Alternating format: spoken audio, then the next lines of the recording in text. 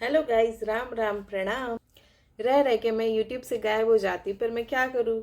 मेरी first priority मेरी study है और वो स्टडी के आगे मैं यूट्यूब को रेगुलरली नहीं कर पाती हूँ। अचानक से मेरा एक एग्जाम की डेट आ गई, एडमिट कार्ड आ गई, जिसका फॉर्म मैंने बहुत पहले डाला था।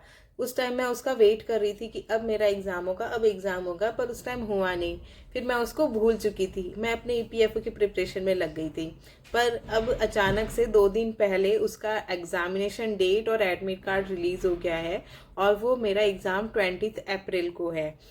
तो मेरे पास सिर्फ 10 दिन बचे हैं उसकी प्रिपरेशन करने के। 10 दिन में से 2 दिन निकल गए हैं जिसमें मैंने अपनी प्रिपरेशन की थी, अपनी स्ट्रेटेजी बनाई। इसके वजह से मैंने 2 दिन में कोई लाइव, कोई वीडियो कुछ नहीं किया, क्योंकि मुझे क्या है कि मैंने इसके पहले एमपी एपेक्स बैंक, वो भी कोऑपरेटिव बैंक है, उसका एग्जामिनेशन दिया और वो मेरा क्लियर भी हो गया। मैं इंटरव्यू तक गई। इंटरव्यू के बाद अभी उसका रिजल्ट पेंडिंग है, क्योंकि उस पर कोर्ट ने कोई स्टे लगा दिया किसी रीजन से। तो इसलिए मेरा है कॉन्फिडेंस लेवल हाई। तो मैंने सोचा कि ये भी कोऑपरेटिव बैंक है, बॉम्बे मर्केंटाइल बैंक, तो क्यों ना मैं इसका भी प्रिपरेशन कर लूँ। क्या पता 10 डेज में मैं कुछ इसमें भी कर लूँ। अब होगा कि नहीं होगा वो तो अलग बात है। वैसे मैंने एमपी एपेक्स बैंक की भी प्रिपरेशन 10 डेज में ही की थी। 10 डेज में प्रिपरेशन करना, क्या हो सकता है ऐसा? देखिए, अगर आप फ्रेशर है एकदम, आपने पहले कुछ भी नहीं पढ़ा है, तो इट्स नॉट पॉसिबल। पर अगर आपने पहले भी पढ़ा है, अपनी पढ़ाई की है, तो फिर आप ऐसा कर सकते हैं कि किसी भी एग्जामिनेशन की प्रिपरेशन 10 डेज में कर सकते हैं विथ राइट स्ट्रेटेजी। अब ये डिपेंड करता है कि क्या आपने अपनी पढ़ाई पहले से की है, आप बिगिनर हो या फिर आप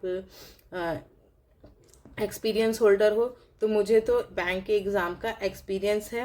मैंने इसके पहले 2-3 एग्ज़ाम्स भी क्लियर किए, पर किसी रीज़न से उसमें फाइनल रिजल्ट में मेरा नाम नहीं था। और अभी एमपी एपेक्स बैंक का भी रिजल्ट आएगा तो पता चलेगा कि उसमें मेरा हो रहा है कि नहीं हो रहा है। तो वही कॉन्फिडेंस लेवल हाई है ना, तो थोड़ी सी लालच तो आ ही जाती है। तो मैं अभी ईपीएफओ से थोड़ा सा डिस्ट्रैक्ट हो रही हूँ, मुझे पता है। पर ये भी नहीं है कि मैं पूरी तरह से डिस्ट्रैक्ट हो जाऊंगी, क्योंकि जो भी मैं इसमें पढ़ूंगी ना, वो ईपीएफओ में काम आएगा मेरे। जैसे banking awareness, current affairs, maths, reasoning, English, ये सब चीज़ें ईपीएफओ में भी काम आने वाली है। तो 10 डेज में मैं प्रिपरेशन करने वाली हूँ, इसलिए मेरी वीडियोस अभी भी अच्छे से नहीं आएंगी, पर मैं लाइव करूंगी। आप मेरे साथ अगर देखना चाहते हैं कि हाँ मैं कैसे 10 डेज में अपनी एग्जाम की प्रिपरेशन कर रही हूँ, तो आप मेरे साथ ज्वाइन कर सकते हो लाइव स्टडी में। उस 10 डेज में से भी 2 दिन निकल चुके हैं। कल का दिन था और एक आज का दिन था, वो दोनों दिन निकल गए। अब कल से सिर्फ 8 डेज बचे हैं, उसमें मैं अपनी प्रिपरेशन करने वाली हूँ। मैथ्स की, रीजनिंग की, इंग्लिश की प्रैक्टिस मैं पहले से करते आ रही हूँ। रोज 5-10 क्वेश्चन लगाती थी, पर अब मैं ज़्यादा लगाऊंगी, क्योंकि उसमें 50-50 क्वेश्चंस आने वाले हैं सबके। तो मेरी लिमिट अब बढ़ जाएगी मैथ्स, रीजनिंग, इंग्लिश के क्वेश्चंस लगाने की। साथ में करंट अफेयर्स में रिग्रेसली पढ़ूंगी। इकोनॉमिक्स पे जो मैं टाइम देती थी ज़्यादा अपना टारगेट कंप्लीट करने के लिए, तो ये बीच में 2 दिन में ना मैंने उसको थोड़ा थोड़ा सा पढ़ा है। तो इसलिए मैं उस चैलेंज को कंप्लीट करने में थोड़ा सा लेट हो गई हूँ, पर मुझे उसकी कोई भी गिल्ट नहीं है। 15 तक मेरा वो चैलेंज कंप्लीट हो जाएगा इकोनॉमिक्स का भी। साथ में मेरा ये दूसरा चैलेंज भी स्टार्ट हो चुका है कि मैं कैसे 10 डेज में अपने एग्जाम की प्रिपरेशन करती हूँ।